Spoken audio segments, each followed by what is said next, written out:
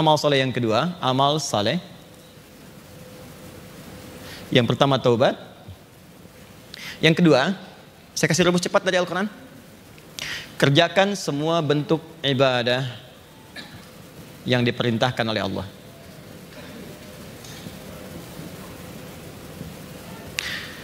Saya kasih rumus cepatnya. Perhatikan baik-baik. Teman-teman, kalau Anda bertanya, Ustadz, bentuk ibadahnya apa? Supaya saya bisa meningkatkan amalan. Dan saat dikerjakan amalan ini, dia senilai dengan jihad tadi pahalanya. Jadi yang pertama, dosa sudah hilang dengan taubat. Yang kedua, kerjakan semua bentuk amalan, ibadah. Supaya kita mendapatkan nilai yang senilai dengan jihad tadi. Nah, kunci cepatnya adalah, karena ini bentuknya amal soleh, nanti cari kalimat yang bersanding dengan amal soleh dalam Al-Quran. Kalimat itu tiada lain adalah kalimat iman. Setiap Anda menemukan kalimat iman, itu umumnya setelahnya adalah amal soleh.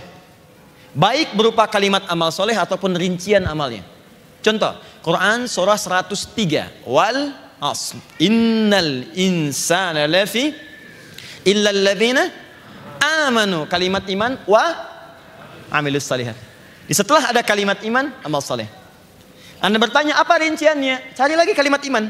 Dari Al-Baqarah terus sampai dengan An-Nas. Dari Al-Fatihah sampai An-Nas. Kalimat iman pertama Al-Baqarah ayat 3. Alladzina yu'minuna bil ghaib. Iman. Kemudian setelah itu amal soleh rinciannya. Wa yuqimunas salat. Wa mimma razaqnahum yunfiqun infaq. Walladzina yu'minuna bima unzila ilaik. Al-Quran. Cukup 3 ini dulu.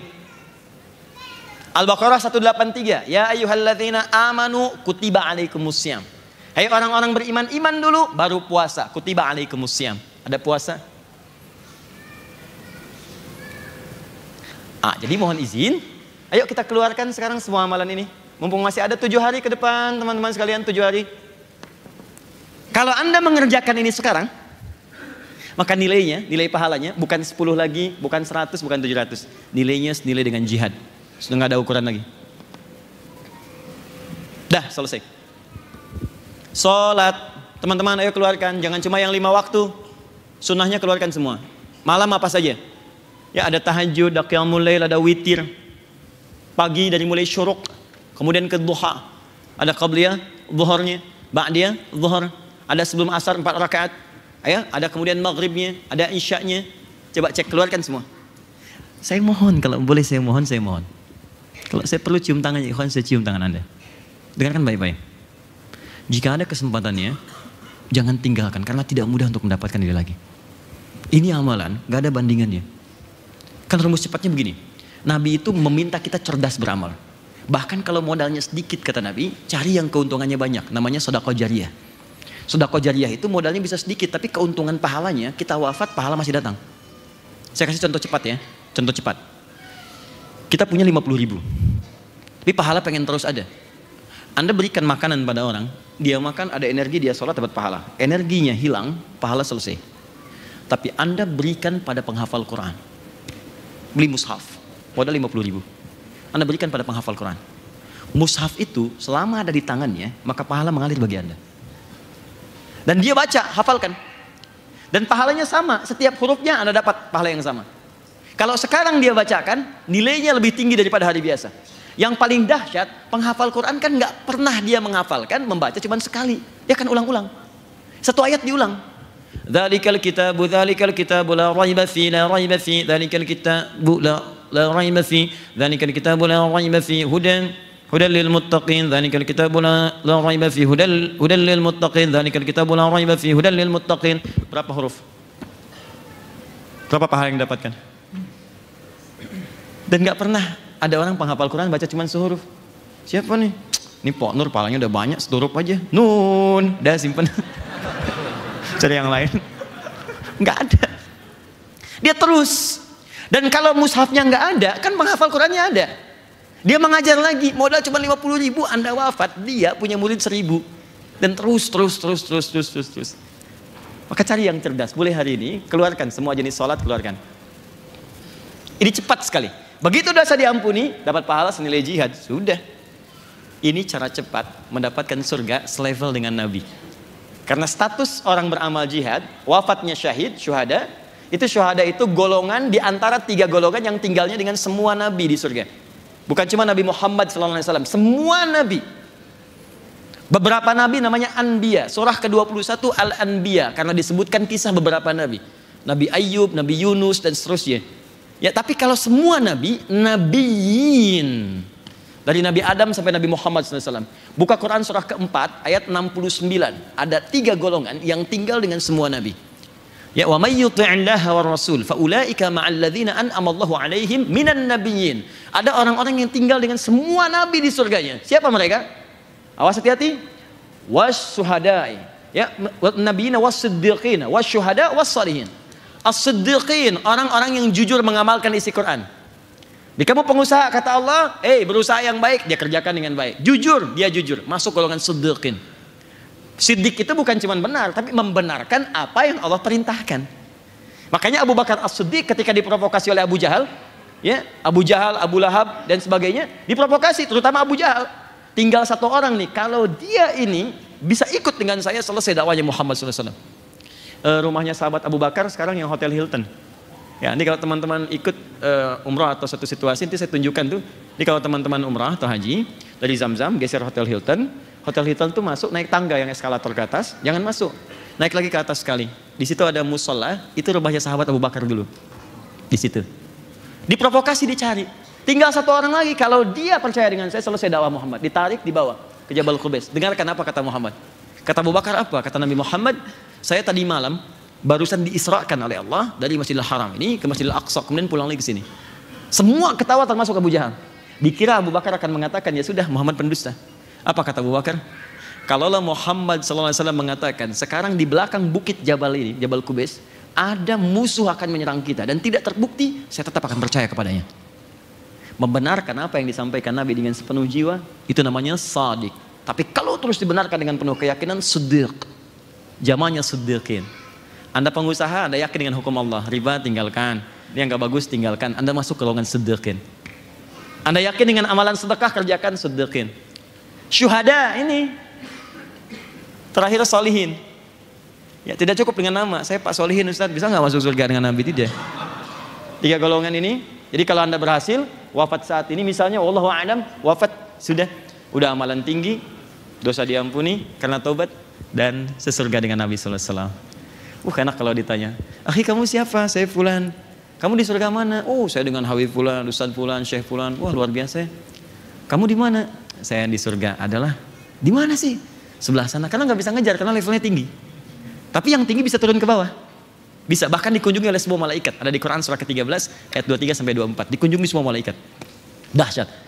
"Kamu di mana?" "Kamu dengan siapa?" "Depan saya Nabi Ibrahim alaihissalam. Belakang saya Nabi Musa. Samping kiri saya Nabi Yusuf." Masya Allah, ganteng-ganteng Nabi. Dulu ente nonton sinetron ganteng-ganteng serigala. Ini ganteng-ganteng Nabi. Samping kanan saya Nabi Muhammad SAW. Indah. Nah, ini amalannya.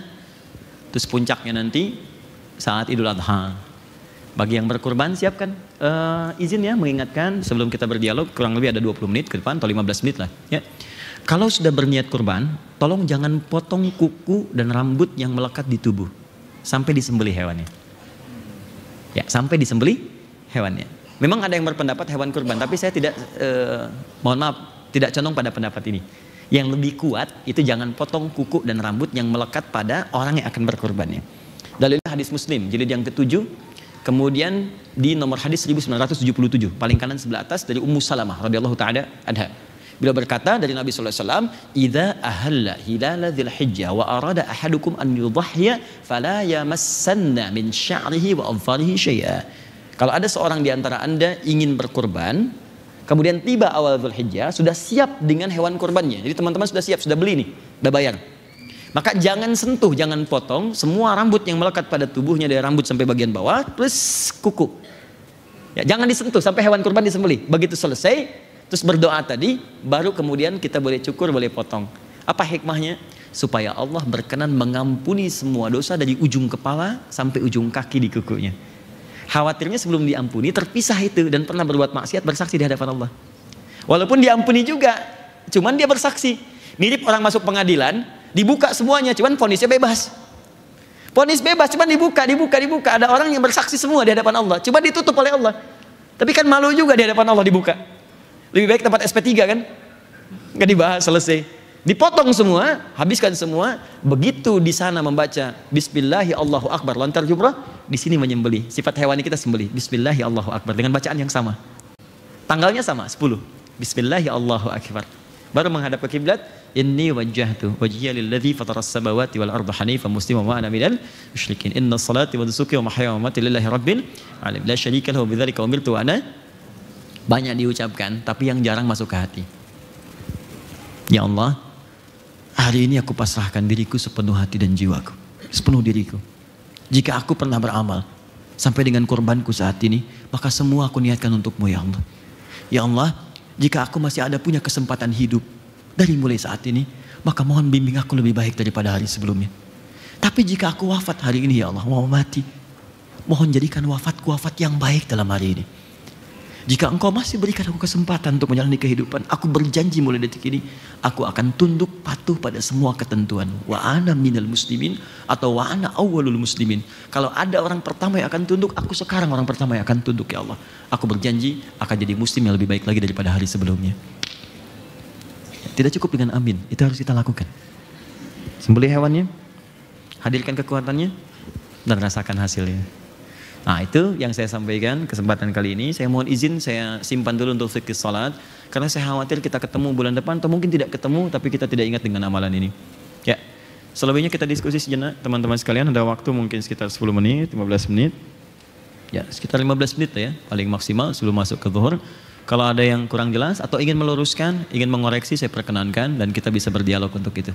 Ada pertanyaan? Saya mau tanya sebentar, jelas uraian saya? Jelas. Paham? Siap mengamalkan? Yakin dengan isi Quran? Siap mengamalkan? Saya cek ya, boleh saya cek ya. Quran surah kelima ayat 100 sampai 101. Ya ayyuhalladzina amanu, hai orang-orang yang sudah menyatakan beriman kepada Allah, la tas'alu an asya'a in tubdalakum tasu'kum. Jika uraian sudah jelas disampaikan, maka jangan banyak dipertanyakan lagi. Khawatir banyaknya pertanyaan itu yang jelas nanti menjadi semakin tidak jelas. Yakin dengan Al-Quran? Siap mengamalkan? Jelas uraian saya? Ada pertanyaan? Oke, ya silakan. Kalau ada yang tidak terkait dengan hal ini boleh. Saya punya waktu 10 menit ke depan, saya nanti mohon izin. Baik teman-teman, ada yang ingin bertanya, silakan. Wah. Assalamualaikum Ustadz. Assalamualaikum warahmatullahi wabarakatuh. Nama saya Monty. Saya cuman pertanyaannya nggak terkait sama ini, boleh ya Ustadz? Oke, boleh. Profesi saya sebenarnya kan saya 3D artis ya Ustadz ya. Saya cuman mau nanya mengenai, saya pernah dengar ceramah Ustadz juga mengenai hukum-hukum soal dunia yang menghidupkan nyawa itu. Cuman kan kesini-sini alhamdulillah munculnya konten-konten baik mengenai animasi ya Ustadz ya. Yeah. Apalagi saya juga pernah dengar dari beberapa sahabat saya, kayak ada ulama Syekh Yusuf Qaradawi, dia pernah bilang apabila ada konten-konten yang tidak baik, kenapa nggak dilawan dengan konten-konten baik, apalagi di dunia entertainment. Nah, hukum menghidupkan dalam dunia animasi itu untuk konten-konten yang baik, apalagi sekarang bermunculan, alhamdulillah, itu menurut Ustadz gimana? Apakah baiknya dianjurkan, apa gimana? Oke, kasih. Saya akan bawa Anda ke nuansa berpikir dulu, ya, dengan dalil dan kerangka berpikir logika yang kuat, supaya kita bisa paham, ya, kapan ini jatuh haram, kenapa disebut haram, dan kapan dia jatuh boleh disebut halal. Bahkan yang haram kapan jadi halal, yang halal kapan jadi haram, itu ada dalam fikih. Jadi ada 4 jenis. Yang jelas halalnya innal halala bayyinun, yang jelas haramnya innal harama bayyinun, ya. Kemudian yang ketiga syubhat, wa bainahuma umurun mushtabihat, syubhat, nggak jelas halal dengan haram. Nanti yang paling menarik yang keempat, ada yang halal jadi haram, ada yang haram jadi halal, ya, dalam keadaan yang sifatnya disebut dengan darurat. Nah, saya mau bicara dulu tentang konteks pertanyaan Anda. Zaman Nabi itu pertama ada gambar, ya, ada patung, bahkan yang 3 dimensi dan sebagainya. Baik, ini dia punya 2 penilaian dari Nabi. Yang pertama yang mutlak, langsung Nabi benci dengan itu. Bahkan mengatakan kalimat-kalimat yang menunjukkan pengharaman mutlak langsung. Haram, musyrik, turun ayat An-Nisa 48, ya, sampai disebut lagi di An-Nisa ayat 116 sebelumnya. Ya, innallaha la yaghfiru an yushraka bihi wa yaghfiru ma duna dzalika liman yasha. Allah enggak akan mengampuni dosa syirik. Syiriknya apa? Dia langsung tunjukkan pada patung di surat An-Najm itu. Ya, Lata, Uzza, Manat dan seterusnya. Sebutkan yang disembah pada saat itu. Patung-patung sesembahan, patung-patung kemusyrikan. Ada gambar-gambar yang diagungkan. Jadi kalau ngadap ke gambar itu serasa mendapatkan kekuatan spiritual. Ada. Jadi dulu ada 3 golongan yang dimuliakan oleh jahiliyah. Satu penyair. Ya, orang di dunia seni sampai turun surahnya surah ke-26 Asy-Syu'ara. Itu dikecam oleh Quran karena seringkali menghabiskan waktu pada yang tidak penting dan sering berbuat maksiat. Misal ayat 224 Quran surah ke-26, wasyu'ara'u yattabi'uhumul ghawun. Ayat 225-nya, alam tara annahum fi kulli wadin yahimun. Para penyair itu, orang yang pembuat lirik-lirik ya, seni-seni di masa itu jahiliyah, dia sering menghabiskan waktu pada yang tidak berguna kata Allah. Pergi ke lembah-lembah sampai lupa dengan istri, lupa dengan anak, lupa dengan keluarga, cuma nyari inspirasi. Setelah datang ilham, kadang minta bantuan jin, balik lagi bikin lirik. Terus cuma disampaikan aja jadi angan-angan. Maka dikenal Imrul Qais, ada Al-Khutai'ah, Nabi Goh Az-Zibyani. Bikinlah karya-karya yang paling hebat, dituliskan kemudian dengan tinta emas, ditempelkan di Ka'bah, disebut mu'allaqatus sab'ah. Contoh Imrul Qais, kibkana min dzikra habibin wa manzili bi saqtili wa bainad dakhuli fa haumali, tempel. Nanti di masa Islam diganti ini dengan kain kiswah, dituliskan dengan Al-Qur'an dengan tinta emas sampai sekarang. Yang paling menarik, ketika mereka berperilaku ini, Quran tidak langsung mengecam sampai di situ. Ayatnya belum selesai. Sampai ayat 227-nya langsung muncul kalimat illalladzina amanu wa amilus shalihat. Kecuali penyair-penyair beriman yang dia membuat lirik-lirik menjadi amal saleh. Maka muncul Hasan bin Thabit, di sana membuat ejekan tentang Islam, di sini membuat puisi membela Islam. Di sana bikin lirik mencela Islam, di sini bikin lirik kemudian memuji Nabi, memuji Allah dan mempertahankan Islam. Dan itu diakui oleh Al-Qur'an, ditetapkan sebagai syairun Nabi, pujangganya Nabi sallallahu alaihi wasallam. Artisnya Nabi. Oke, sisi lain ada langsung bidang-bidang tadi, gambar, ya, kemudian patung, yang sama dimensi, bahkan 3 dimensi, 4 dimensi. Aisyah radhiyallahu taala anha punya mainan dumyah, boneka dari kuda-kudaan. Ada. Sebagian yang gambar-gambar nggak elok, Nabi bilang ini tutup nih, buang Aisyah. Tapi yang lain, kata Nabi nggak apa-apa, pakai aja. Ini artinya ada yang dibolehkan, ada yang tidak. Maka ulama fikih mengatakan ketika tidak dibolehkan, sifatnya diturunkan. Semua sifat ini walaupun wujudnya beda, bentuknya tidak sama. Zaman jahiliyah nggak ada animasi, ya? Yang ada real, nyata. Sekarang ada, tapi sifatnya sama. Sifatnya kemusyrikan, film kartun tapi dikenalkan dengan unsur agama lain, dibawa jadi pahlawan tapi isinya ajakan untuk menyembah kepada, maaf ya, kepercayaan lain dan sebagainya. Itu nggak boleh, haram hukumnya. Tapi sisi lain, kalau yang Anda kerjakan pada nilai kemuliaan dan itu jadi wasilah yang sangat efektif untuk menerangkan nilai keislaman, maka hukumnya naik jadi boleh, mubah, bahkan sunnah. Ketika itu bisa digunakan dan tidak ada yang lain. Bikin pejuang Islam, bikin cerita tentang Zaid bin Thabit, bikin cerita tentang Usamah bin Zaid, bikin cerita tentang Khalid bin Walid, bikin animasi. Ya, ada Upin Ipin sekarang, ada Nusarara, ada macam-macam. Silahkan kembang. Saya termasuk yang condong kepada pendapat ini, dia boleh digunakan dan dalilnya sangat kuat di situ. Sah hukumnya. Jelas ya? Ya, kalau ada orang yang berpendapat berbeda, jangan dicela, dihormati aja. Gak apa-apa, Anda dengan pendapat Anda, saya hormati. Tapi kan Anda tidak perlu mencela saya. Jangan sampai perbedaan pendapat itu menghalangi Anda minum teh bersama. Jelas ya? Doakan sudah. Apa yang mau dicapai? Apa puas dengan hanya ngajak orang maksa ikut saya? Terus apa yang mau dicapai? Anda ngajak tapi saya nggak suka. Kata Buya Hamka, itu munafik yang paling dalam. Diajak ke sebuah tempat agama tapi mengingkarinya. Ya, ikutan ke tempat agama lain tapi kita ingkari, itu kata Buya Hamka hipokrit yang paling dalam. Sama dengan Anda maksa orang tapi dia nggak suka dengan Anda, untuk apa? Kita hargai kan? Saya ada pendapat, yang penting dalil di sini. Yang kunut ada dalilnya, yang tidak kunut ada dalilnya. Yang salah yang tidak sholat subuh. Oke? Ada yang lain? Ustaz Salim. Oke. Baik. Jazakallah khair. Izin sebentar ya.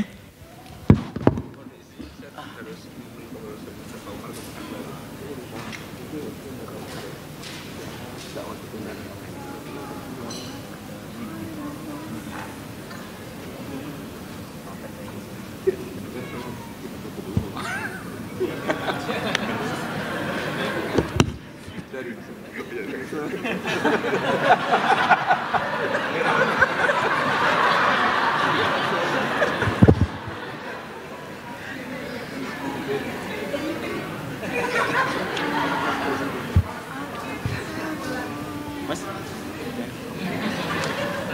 Bisa saya mau tanya? Ustaz, apa Ustaz? Ustaz Salim. Mas ini. Benar.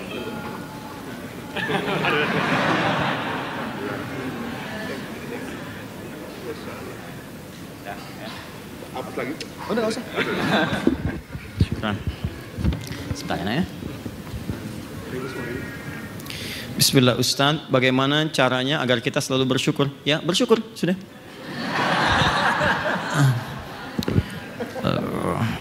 Apakah kufur itu tergolong maksiat karena sebagai manusia sering merasa tidak tenang? Dalilnya Quran surah ke-14 ayat ke-7. La in syakartum la azidannakum wa la in kafartum inna adzabi lasyadid. Cara bersyukur itu sederhananya adalah mengoptimalkan nikmat yang Allah berikan kepada kita sesuai dengan ketentuan yang telah Allah tetapkan. Saya ulang ya. Ingat, bersyukur bukan mengucapkan sekedar alhamdulillah, tapi mengoptimalkan nikmat yang Allah berikan kepada kita dengan cara menggunakannya sesuai dengan ketentuan yang Allah tetapkan. Contoh, saya ingin bersyukur dengan mata saya. Maka bagaimana caranya? Gunakan